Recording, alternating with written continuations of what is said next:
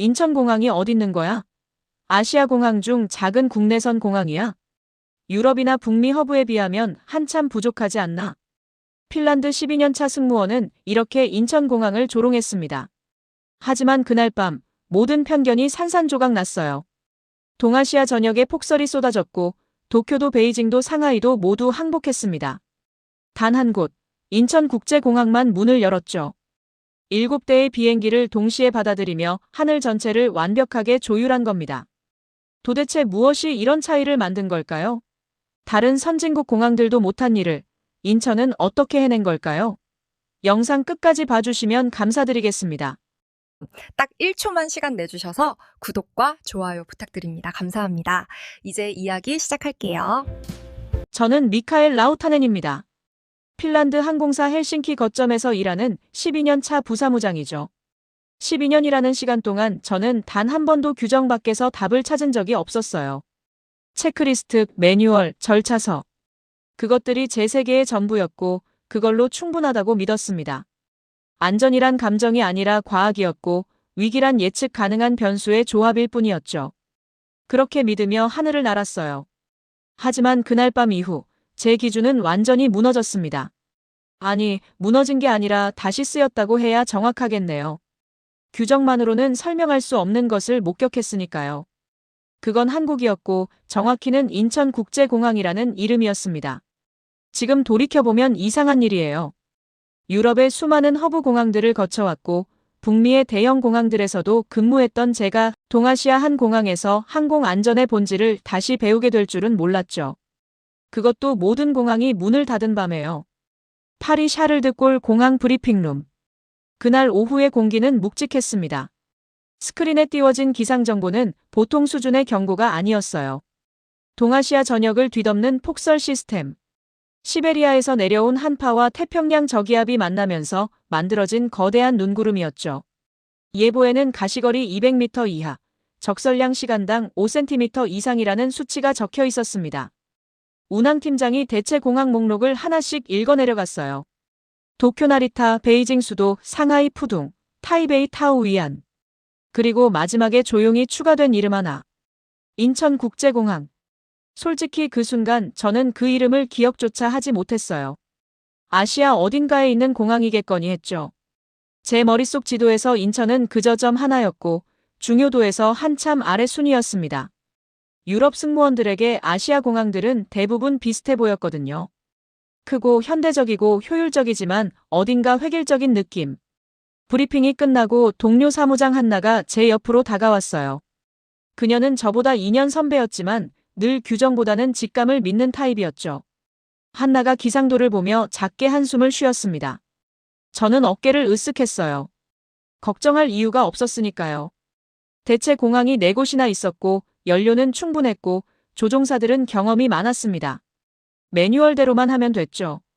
탑승 전 객실 점검 시간. 저는 체크리스트를 손에 들고 통로를 걸었어요. 비상구 8곳, 구명조끼 위치 확인, 산소 마스크 작동 테스트, 소화기 압력 점검.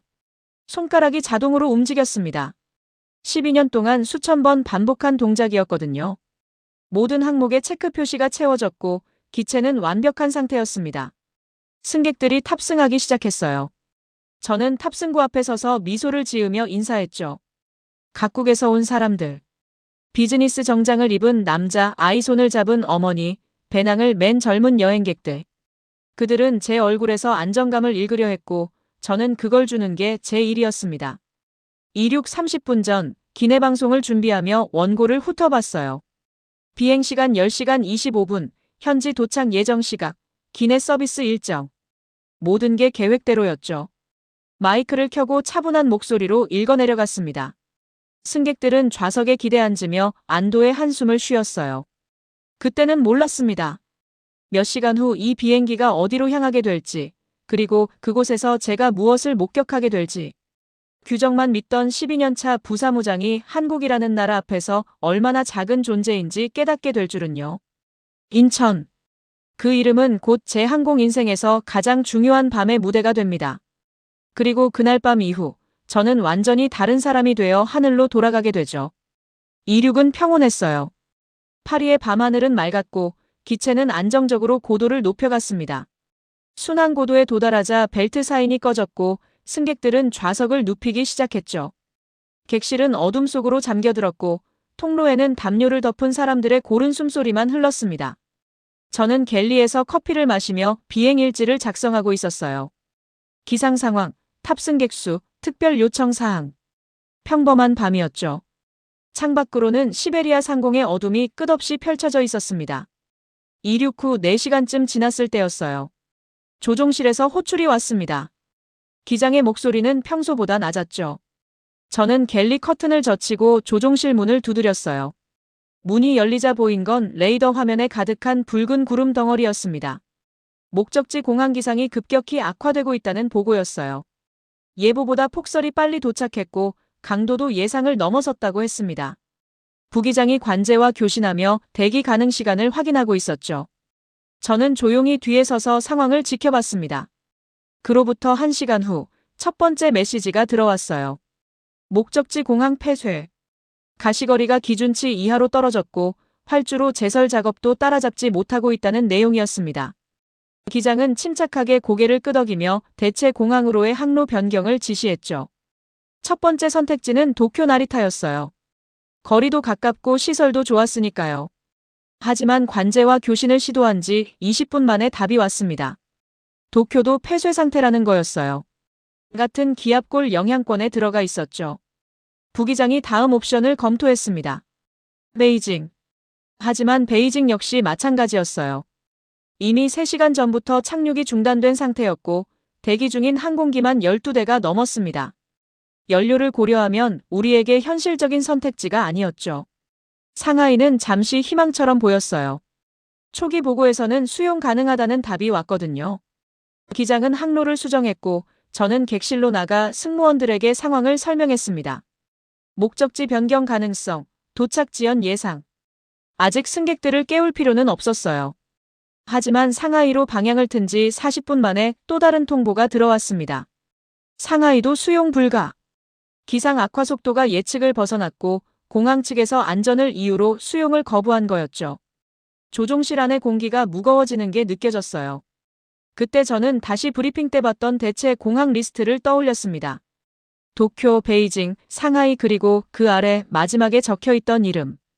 인천국제공항. 이상하게도 그 이름이 머릿속에서 떠나지 않았어요. 아까 브리핑룸에서는 무심히 지나쳤던 이름인데 지금은 왜인지 선명하게 기억났습니다. 저는 조종실로 들어가 기장에게 조심스럽게 물었죠. 인천은 어떤지 확인해봤냐고요. 부기장이 화면을 넘기며 인천공항 코드를 입력했어요. 잠시 후 관제 응답이 들어왔습니다. 그 한 문장이 조종실 전체의 분위기를 바꿔놓았죠. 인천은 아직 열려있다는 거였어요. 모든 공항이 문을 닫는 밤에 인천만은 가능하다는 답을 내놓고 있었습니다. 기장과 부기장이 서로를 쳐다봤어요. 그 눈빛에는 의문과 안도가 동시에 담겨 있었죠. 저는 그 순간부터 궁금해지기 시작했습니다. 왜 인천은 다른 선택을 했을까요? 같은 폭설, 같은 위험 속에서 다른 공항들은 모두 안전을 이유로 문을 닫았는데 인천만은 왜 문을 열어두고 있는 걸까요? 그건 무모함일까요? 아니면 준비된 자신감일까요? 그 답은 곧 알게 됩니다. 인천으로 항로를 변경한 직후였어요. 기체가 크게 흔들렸습니다. 난기류였죠. 시베리아 상공 특유의 강한 제트 기류가 만들어낸 요동이었어요. 기술적으로는 예상 가능한 현상이었고 위험하지도 않았습니다. 하지만 객실의 반응은 달랐어요. 처음에는 작은 소음이었습니다. 누군가 짐칸을 여는 소리, 좌석 벨트를 조이는 찰칵 소리. 그러다 한 승객이 호출 버튼을 눌렀어요. 저는 통로를 따라 그쪽으로 걸어갔죠. 중년 남성이었는데 얼굴이 창백했습니다. 왜 계속 흔들리냐고 물었어요. 저는 매뉴얼대로 답했습니다. 일시적인 난기류이며 곧 안정될 거라고요. 남성은 고개를 끄덕였지만 눈빛은 여전히 불안했죠. 문제는 그 다음이었어요. 그 남성의 불안이 주변 좌석으로 번지기 시작한 겁니다. 옆자리 여성이 작게 속삭였고 뒷좌석 승객이 창밖을 내다봤어요. 한 사람의 걱정이 공기를 타고 퍼져나가는 게 눈에 보였습니다. 저는 갤리로 돌아와 다른 승무원들과 눈을 마주쳤어요. 모두 같은 걸 느끼고 있었죠. 객실 분위기가 바뀌고 있다는 걸요. 조명은 여전히 어두웠고 대부분의 승객은 여전히 자고 있었지만 깨어있는 사람들 사이에서 긴장감이 흐르기 시작했습니다. 30분쯤 지났을 때 또 다른 호출이 왔어요. 이번에는 젊은 여성이었습니다. 그녀는 조심스럽게 물었죠. 착륙지가 정해졌냐고요. 원래 목적지가 아닌 다른 곳으로 간다는 게 맞냐고요. 저는 규정대로 설명했습니다. 기상 문제로 항로를 조정 중이며 안전을 최우선으로 하고 있다고요. 곧 안내방송이 나갈 거라고도 덧붙였어요. 여성은 작게 감사하다고 말했지만 얼굴에는 여전히 의문이 남아 있었습니다. 그때 깨달았어요. 제 답변이 점점 힘을 잃고 있다는 걸요. 안전을 최우선으로 한다는 말, 곧 안내하겠다는 말. 이건 제가 12년 동안 수없이 반복해온 표현이었습니다. 매뉴얼 어디쯤엔가 적혀있는 표준 응답이었죠. 하지만 지금 이 순간 그 말들은 승객들에게 아무런 위안도 주지 못하고 있었어요. 객실을 천천히 걸으며 주변을 살폈습니다. 창가 좌석의 남자는 휴대폰 화면을 들여다보고 있었어요. 아마 목적지 날씨를 검색하고 있었겠죠. 통로 쪽 좌석의 어머니는 옆에서 자고 있는 아이의 담요를 계속 만지작거리고 있었습니다. 손이 멈추지 않았어요. 갤리로 돌아왔을 때 선임 승무원 한나가 작게 말했어요. 사람들이 불안해하기 시작했다고요. 저는 고개를 끄덕였습니다. 알고 있었죠. 하지만 뭘 어떻게 해야 할지는 몰랐어요. 규정에는 이런 상황에 대한 구체적인 대응이 적혀 있지 않았거든요. 그때 또 한 번 기체가 흔들렸어요. 이번에는 좀 더 강했습니다. 갤리 안의 컵들이 달그락거렸고 짐칸에서 무언가 움직이는 소리가 들렸죠. 객실 곳곳에서 작은 비명이 터져나왔습니다. 호출 버튼이 동시에 여러 개 켜졌어요. 저는 통로로 나가 가장 가까운 좌석으로 향했습니다. 한 승객이 물었어요. 지금 어디쯤 가고 있냐고요? 얼마나 더 가야 하냐고요? 저는 답을 할 수 없었어요. 정확한 위치는 알고 있었지만 그게 승객에게 무슨 의미가 있을까요? 시베리아 상공 어딘가라는 말이 그들을 안심시킬 수 있을까요? 그 순간 선명하게 깨달았습니다. 진짜 위기는 폭설이 아니라는 걸요. 난기류도 아니었어요.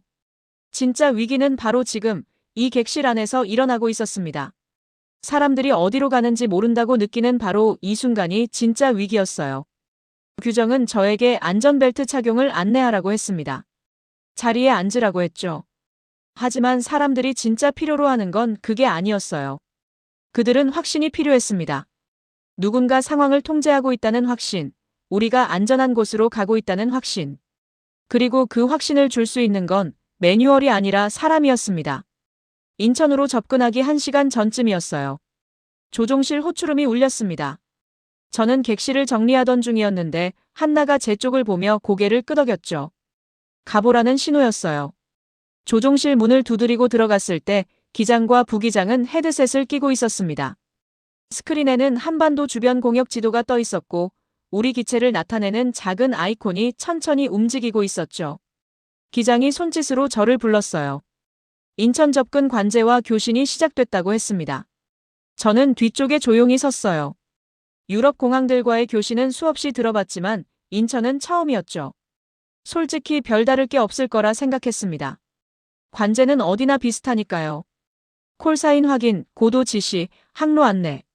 정해진 절차대로 진행되겠죠. 하지만 첫 교신부터 달랐어요. 인천 관제의 목소리가 헤드셋을 통해 들려왔습니다. 영어 억양은 분명 아시아계였지만 발음은 정확했고 속도는 적절했어요. 그런데 놀라웠던 건 어조였습니다. 조심스럽거나 모호하지 않았어요. 오히려 확신에 차 있었죠. 관제는 우리 콜사인을 부르며 상황을 먼저 설명하기 시작했어요. 현재 인천공역에 진입대기 중인 항공기가 6대 있다고요. 우리가 7번째가 될 거라고 했습니다. 그리고 각 항공기의 위치와 고도, 예상 접근 순서를 차례로 읽어줬어요. 저는 그 순간 약간 놀랐습니다. 보통 관제는 우리가 물어봐야 답하거든요. 대기 시간이 얼마나 되는지, 다른 항공기는 몇 대나 있는지. 그런데 인천은 우리가 묻기도 전에 이미 모든 정보를 준비하고 있었어요. 부기장이 현재 기상 상황을 물었습니다. 인천의 답은 즉각적이었어요. 활주로 시정거리, 측풍 속도, 적설량, 제설 작업 진행 상황. 숫자들이 정확하게 나열됐죠. 애매한 표현은 하나도 없었습니다. 기장이 고도 지시를 요청했어요. 관제는 잠시 멈췄다가 답했습니다. 현재 우리 앞에 있는 항공기들의 고도를 먼저 알려주더니 우리에게 배정할 고도와 그 이유를 설명했어요. 충돌 방지를 위한 수직 분리 기준, 연료 효율을 고려한 최적 고도, 그리고 기상 상황까지 모두 고려한 판단이었습니다. 저는 뒤에 서서 그 교신을 들으며 점점 이상한 느낌을 받았어요. 이건 일반적인 관제 교신이 아니었습니다. 보통 관제는 지시를 내려요. 올라가라, 내려가라, 기다려라. 하지만 인천은 지시가 아니라 설명을 하고 있었죠. 왜 이 고도인지, 왜 이 항로인지, 왜 이 순서인지. 모든 지시 뒤에는 이유가 붙어 있었어요. 마치 우리가 상황을 함께 이해하기를 원하는 것처럼요. 부기장이 연료 상황을 보고했습니다. 예상보다 소모량이 많았거든요. 난기류를 피하느라 우회했던 게 영향을 미쳤죠. 관제는 즉시 반응했어요. 우리 접근 순서를 조정할 수 있다고 했습니다. 다른 항공기들과 협의해서 우리를 앞으로 당길 수 있다고요. 기장이 놀란 표정으로 부기장을 쳐다봤어요. 저도 마찬가지였죠. 연료 문제는 우리가 해결해야 할 변수였습니다. 관제는 그냥 순서를 지시하는 역할이고요. 하지만 인천은 그 변수까지 자기 일처럼 받아들이고 있었어요. 몇 분 후 관제가 다시 호출했습니다. 접근 순서 변경이 완료됐다고요. 우리는 6번째에서 4번째로 앞당겨졌고 예상 착륙 시간도 20분 단축됐습니다. 그리고 그 과정에서 영향받은 다른 항공기들의 새로운 순서까지 함께 알려줬어요. 저는 그때 깨달았습니다. 인천은 우리 비행기 한 대만 보고 있는 게 아니라는 걸요. 하늘 전체를 보고 있었어요. 7대의 항공기가 각자 다른 상황에서 다른 우선순위를 가지고 접근하고 있는 거대한 퍼즐을. 그리고 그 퍼즐을 실시간으로 맞추고 있었습니다. 기장이 헤드셋을 벗으며 작게 중얼거렸어요. 이건 단순한 관제가 아니라고요.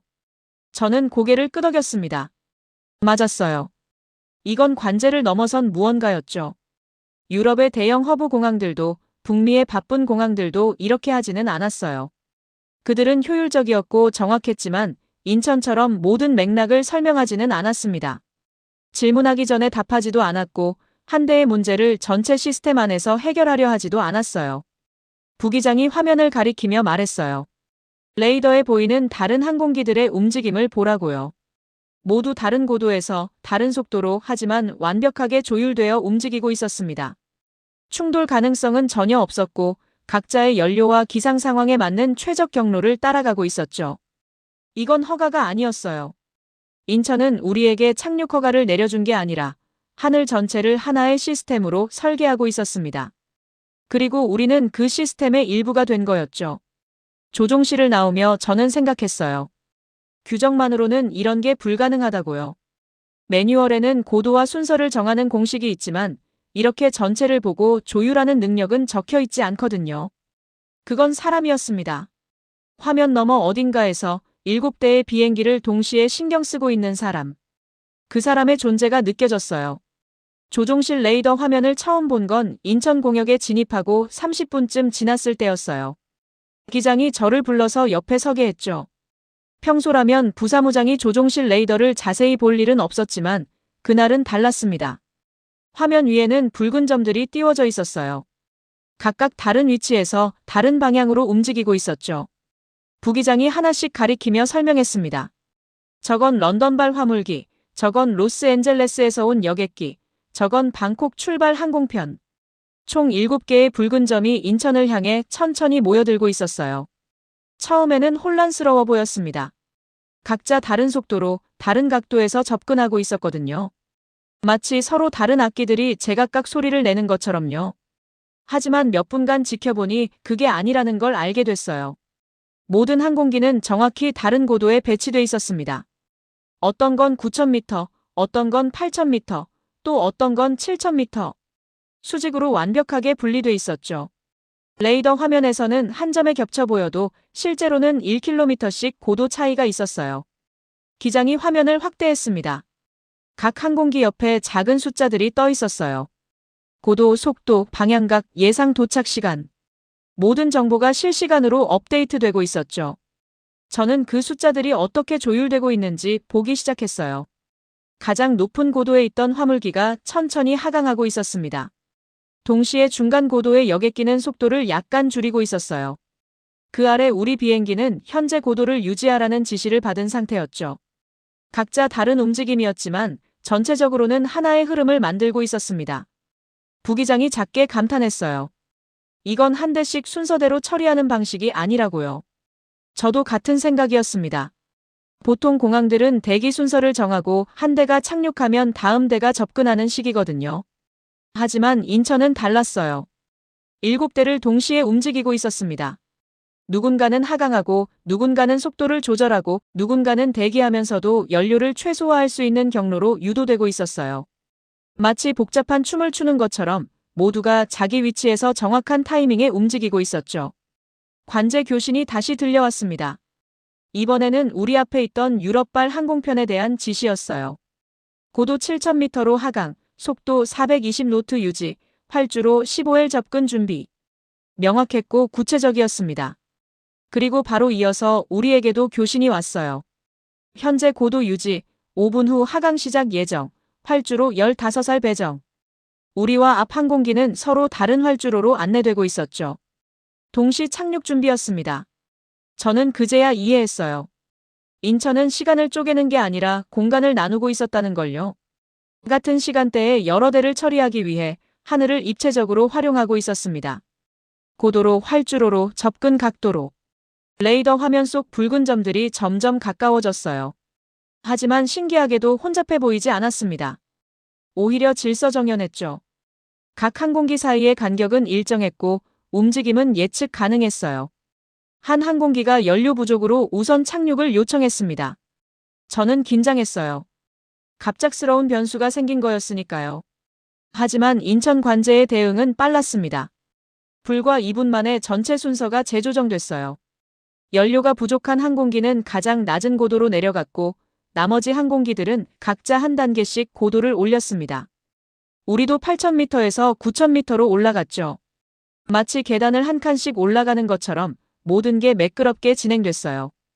부기장이 화면을 보며 조용히 말했어요. 이 시스템은 단순히 순서를 정하는 게 아니라 전체를 하나의 생명체처럼 움직이게 하고 있다고요. 맞는 말이었습니다. 인천은 7대의 항공기를 각각의 개별 상황으로 보지 않았어요. 대신 하나의 큰 흐름으로 봤죠.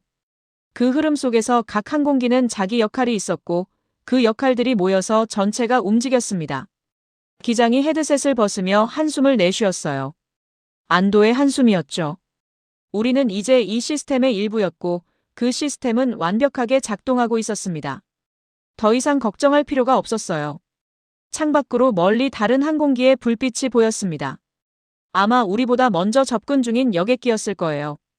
그 불빛은 천천히 아래로 내려가고 있었고 우리는 여전히 같은 고도를 유지하고 있었죠. 하지만 곧 우리 차례가 올 거라는 걸 알고 있었어요. 저는 조종실을 나오며 생각했습니다.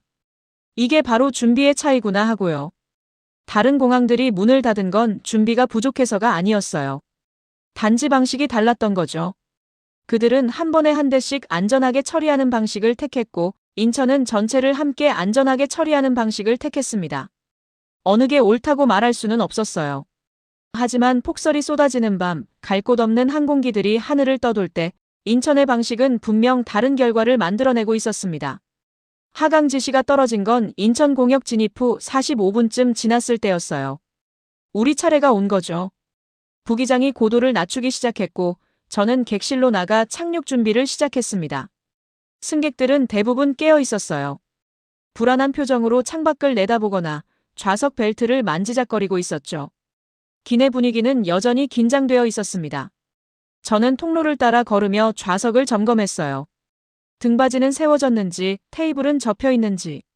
그때 조종실에서 교신 소리가 새어나왔습니다. 문이 완전히 닫히지 않았던 거예요. 저는 걸음을 멈추고 귀를 기울였죠. 우리 앞에서 접근 중이던 다른 항공기와 인천 관제의 대화였어요. 그 항공기 기장이 활주로 상태를 물었습니다. 목소리에는 약간의 긴장감이 섞여 있었어요. 당연했죠. 폭설이 내리는 밤이었고 아무도 활주로가 어떤 상태인지 직접 본 사람이 없었으니까요. 인천 관제의 답은 즉각적이었습니다. 활주로 15일 표면 온도 영하 3도, 마찰 계수 0.42, 제설 작업 완료 후 경과 시간 8분. 측풍 성분은 활주로 방향 기준 12노트, 돌풍 최대치 18노트. 저는 그 숫자들을 들으며 약간 놀랐어요. 이건 단순한 상태 보고가 아니었습니다. 마찰 계수까지 알려준다는 건 실시간으로 활주로 표면을 측정하고 있다는 뜻이었죠. 제설 작업 후 경과 시간을 분 단위로 알려준다는 건 그만큼 정확하게 관리하고 있다는 의미였고요. 애매한 표현은 하나도 없었어요. 양호하다거나 주의가 필요하다거나 하는 막연한 말 대신 모든 게 숫자로 전달됐습니다. 조종사가 직접 판단할 수 있도록요. 조종실 문 쪽으로 조금 더 가까이 갔어요. 이제 우리 비행기의 교신 차례였습니다. 기장이 측풍 상황을 재확인했죠. 인천은 답했어요. 활주로 15살 기준으로 측풍 성분을 다시 계산해서 알려줬습니다. 그리고 거기서 끝나지 않았어요. 현재 측풍 속도라면 접근 속도를 평소보다 5노트 높게 유지하는 게 권장된다고 덧붙였죠. 이건 지시가 아니라 조언이었어요. 최종 판단은 기장의 몫이지만 계산은 이미 관제 쪽에서 끝내놓은 거였습니다. 부기장이 작게 중얼거리는 소리가 들렸어요. 이 정도면 우리가 할 계산이 없다고요. 맞았습니다. 보통은 조종실에서 활주로 상태, 기상 조건, 기체 무게 등을 고려해서 접근 속도를 직접 계산하거든요. 하지만 인천은 그 계산을 먼저 해서 제공하고 있었어요. 다른 항공기 교신도 들려왔습니다. 이번에는 화물기였어요. 기장이 물었죠. 측풍 상황에서 착륙이 가능한지 아니면 대기해야 하는지를요. 목소리에는 망설임이 있었어요. 인천 관제는 잠시 멈췄다가 답했습니다. 현재 측풍 성분은 화물기 기종의 제한치보다 낮다고요. 구체적인 수치도 함께 알려줬어요. 제한치는 25노트인데 현재는 18노트라고요. 그리고 지난 10분간 풍속 변화 추이까지 덧붙였습니다. 점점 약해지고 있다고요. 화물기 기장의 목소리가 눈에 띄게 안정됐어요. 착륙을 진행하겠다고 답했죠. 그 한 번의 교신으로 결정이 내려진 겁니다. 숫자가 불안을 걷어낸 거예요. 저는 조종실 문을 조심스럽게 닫고 갤리로 돌아왔습니다. 한나가 기다리고 있었어요. 어떻냐고 물었죠. 저는 짧게 답했습니다. 괜찮을 것 같다고요. 사실 괜찮다는 확신이 어디서 왔는지 정확히 설명하기 어려웠어요. 하지만 분명한 건 조종실 안의 공기가 달라졌다는 거였죠. 아까까지만 해도 긴장감이 감돌았는데 지금은 차분했습니다. 계기판 불빛만 밝혀진 어두운 조종실에서 기장과 부기장은 각자의 체크리스트를 확인하고 있었어요. 손놀림이 빨라졌고 대화는 줄어들었습니다. 이건 좋은 신호였어요. 집중하고 있다는 뜻이었죠. 불안해서 계속 확인하는 게 아니라 준비하느라 바쁜 거였습니다. 저는 객실로 나가 최종 점검을 시작했어요. 승무원들에게 지시를 내렸죠. 좌석 점검, 화장실 확인, 갤리 정리. 모두 익숙한 절차였지만 오늘따라 더 꼼꼼히 했습니다. 한 승객이 저를 불렀어요. 중년 여성이었는데 아까부터 계속 불안해하던 분이었죠. 착륙이 안전하겠냐고 물었습니다. 저는 잠시 망설였어요. 규정대로라면 안전하다고 답해야 했죠. 하지만 이번에는 다르게 답했습니다. 방금 조종실에서 들은 숫자들을 떠올리며 말했어요. 활주로는 지속적으로 관리되고 있고 기상 조건도 모두 측정돼 있다고요. 그리고 착륙에 필요한 모든 계산이 이미 끝났다고요. 여성의 표정이 조금 풀렸어요. 구체적인 정보가 막연한 안심보다 효과적이었던 거죠. 저는 그 순간 깨달았습니다. 사람들이 진짜 필요로 하는 건 괜찮을 거라는 말이 아니라 왜 괜찮은지에 대한 설명이라는 걸요. 하강이 계속됐습니다. 고독의 숫자가 빠르게 줄어들었고 기압 변화로 귀가 먹먹해졌어요. 창밖은 여전히 온통 하였습니다. 눈구름 속이었죠. 아무것도 보이지 않았어요. 하지만 조종실은 조용했습니다. 관제와의 교신도 최소한으로 줄어들었죠. 이미 필요한 정보는 모두 전달됐고 이제 남은 건 실행뿐이었으니까요. 저는 점프 시트에 앉아 벨트를 맸습니다. 다른 승무원들도 각자 자리에 앉았어요. 객실은 완전히 고요했습니다. 승객들도 승무원들도 모두 숨을 죽이고 있었죠. 그 순간 떠올랐어요. 인천 관제가 말했던 숫자들이요. 마찰 계수 0.42, 측풍 12노트, 접근 속도 권장치. 그 숫자들은 단순한 정보가 아니었습니다. 누군가 우리를 위해 밤새 측정하고 계산하고 준비한 결과였어요. 이미 계산이 끝난 곳에서는 공포가 설 자리가 없었습니다. 불안은 미지에서 오는 거니까요. 하지만 인천은 미지를 남겨두지 않았어요. 모든 걸 숫자로 만들어서 알 수 있게 만들었죠. 그게 바로 준비의 힘이었습니다. 구름 속으로 들어간 건 고도 3000m쯤이었어요. 순간 창밖이 완전히 하얘졌습니다.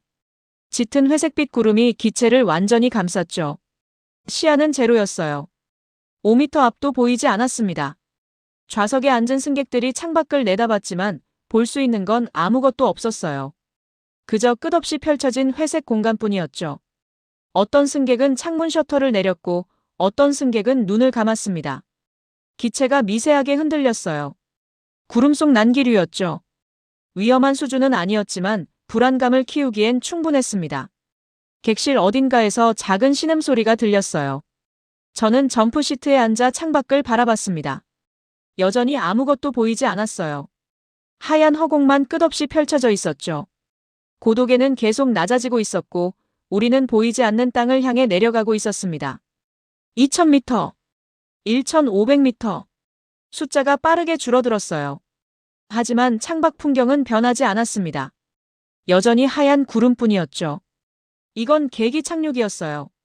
눈으로 보는 게 아니라 계기판의 숫자와 관제의 안내만 믿고 내려가는 거였습니다. 조종실에서 관제 교신 소리가 희미하게 들려왔어요. 고도 확인, 강하율 확인, 활주로 정렬 확인. 모든 게 순조롭게 진행되고 있다는 뜻이었죠. 하지만 객실의 긴장감은 여전했습니다. 1000m. 고도가 더 낮아졌어요. 저는 손목시계를 봤습니다. 착륙 예정 시각까지 3분 남았죠. 하지만 여전히 땅은 보이지 않았어요. 구름은 우리를 완전히 삼킨 채 놓아주지 않았습니다. 700m, 500m. 이제 정말 가까워졌어요. 하지만 창밖은 여전히 하였습니다. 옆자리 승무원 한나가 작게 숨을 들이마셨어요. 손에 힘이 들어가 있었죠. 300m. 그때였습니다. 창밖 색깔이 미세하게 달라지기 시작했어요. 회색이 조금 더 진해졌고 구름의 밀도가 옅어지는 게 느껴졌죠. 우리가 구름층의 아래쪽으로 내려가고 있다는 신호였습니다. 200m. 갑자기 시야가 열렸어요. 구름 아래로 빠져나온 겁니다. 순간 승객들 사이에서 작은 탄성이 터져나왔죠. 눈이 내리고 있었어요. 굵은 눈송이들이 창문을 때리며 흘러내렸습니다. 하지만 이제 아래가 보였어요.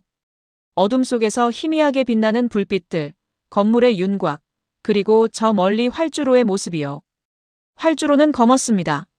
주변이 온통 하얀 눈으로 덮여 있는데 활주로만은 깨끗한 검은색이었어요.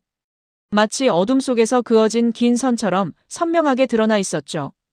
양쪽에 늘어선 활주로 등은 규칙적으로 깜빡이고 있었습니다.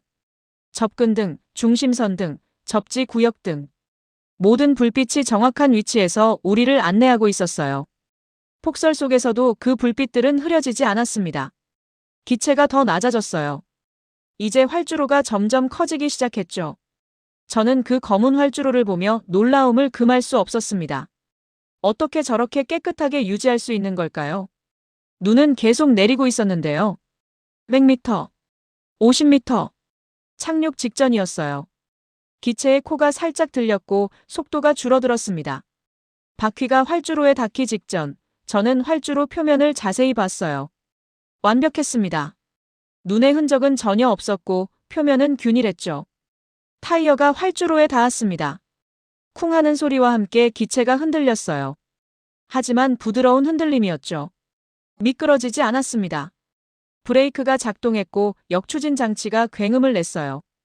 기체가 빠르게 감속했습니다. 창밖으로 활주로 표지판들이 빠르게 지나갔어요. 3000m 지점, 2000m 지점, 1000m 지점. 우리는 정확한 속도로 줄어들고 있었습니다. 완전히 멈춘 건 활주로 끝에서 500m쯤 남은 지점이었어요. 엔진 소리가 낮아졌고 기내에는 잠시 정적이 흘렀습니다. 그리고 누군가 박수를 치기 시작했죠. 처음엔 한두 명이었어요. 하지만 곧 객실 전체로 퍼져나갔습니다. 박수 소리가 기내를 가득 채웠죠. 어떤 승객은 안도의 한숨을 쉬었고 어떤 승객은 옆 사람과 포옹했습니다. 저는 점프시트에서 일어나 통로로 나왔어요. 승객들의 얼굴에는 미소가 번져 있었습니다. 긴장이 풀린 표정이었죠. 한나가 제 옆으로 와서 작게 말했어요. 해냈다고요. 맞았습니다. 우리는 해냈어요. 아니, 정확히는 인천이 해낸 거였죠. 기체가 천천히 움직이기 시작했습니다. 유도로를 따라 터미널 쪽으로 향하고 있었어요. 저는 창밖을 내다봤습니다. 우리가 방금 착륙했던 활주로가 뒤쪽으로 보였죠. 그리고 그 순간 놀라운 장면을 목격했습니다. 우리 기체가 활주로를 완전히 빠져나가자마자 제설 차량들이 투입되고 있었어요. 노란색 대형 차량 3대가 일렬로 움직이며 활주로를 따라 달리기 시작했습니다. 앞 차량은 눈을 치우고 중간 차량은 표면을 정리하고 뒷 차량은 최종 점검을 하는 것처럼 보였어요. 움직임은 빨랐습니다. 마치 리허설을 수백 번 한 것처럼 정확했죠. 각 차량은 정해진 경로를 따라 움직였고 서로 간섭하지 않았어요. 마치 하나의 기계처럼 작동하고 있었습니다. 저는 시계를 봤어요. 우리가 활주로를 벗어난 지 불과 3분밖에 지나지 않았는데 제설 작업은 이미 절반 이상 진행되고 있었습니다. 그리고 5분 후 활주로 불빛이 다시 켜지는 게 보였어요. 활주로가 다시 열린 겁니다. 우리 다음으로 대기 중이던 항공기를 위해서요. 그 순간 모든 게 이해됐습니다. 인천이 왜 문을 열어둘 수 있었는지, 왜 7대의 항공기를 동시에 처리할 수 있었는지. 이건 기적이 아니었어요. 준비의 결과였습니다. 제설 차량이 대기하고 있었고 작업 절차가 완벽하게 짜여 있었고 모든 팀이 자기 역할을 정확히 알고 있었던 거죠. 그래서 한 대가 착륙하고 5분 만에 다시 활주로를 열 수 있었던 겁니다. 기체가 게이트에 도착했어요. 벨트 사인이 꺼졌고 승객들이 일어서기 시작했습니다. 하지만 저는 여전히 창밖을 보고 있었어요. 저 멀리서 또 다른 항공기가 접근하고 있었습니다. 우리 뒤를 따라온 8번째 비행기였죠. 그 비행기도 곧 저 검은 활주로에 안전하게 착륙할 거였어요. 그리고 다시 제설 차량이 투입될 거고 다시 활주로가 열릴 겁니다. 끝없이 반복되는 준비와 실행의 사이클이었죠. 게이트에서 내린 순간 터미널은 사람들로 가득했어요. 7대의 항공기가 거의 동시에 도착하면서 유럽, 북미, 동남아시아에서 온 승객들이 한꺼번에 몰린 거였죠. 혼란이 예상되는 상황이었어요. 하지만 이상하게도 무질서해 보이지 않았습니다. 뭔가 보이지 않는 질서가 작동하고 있었죠. 입국 심사 구역에 도착했을 때 그 이유를 알게 됐어요. 파란색 유니폼을 입은 공항 직원들이 곳곳에 서 있었습니다. 그들은 소리를 지르지 않았어요. 대신 조용히 움직이며 사람들을 나눠서 안내하고 있었죠. 한 직원은 가족 단위 승객들을 빠른 통로로, 다른 직원은 비즈니스 승객들을 별도 라인으로 유도했어요. 누군가는 노약자 옆에 서서 함께 움직였고요. 동선이 나눠지면서 자연스럽게 흐름이 생겼습니다. 수화물 찾는 곳에서는 직원이 무거운 짐을 직접 내려주고 있었어요.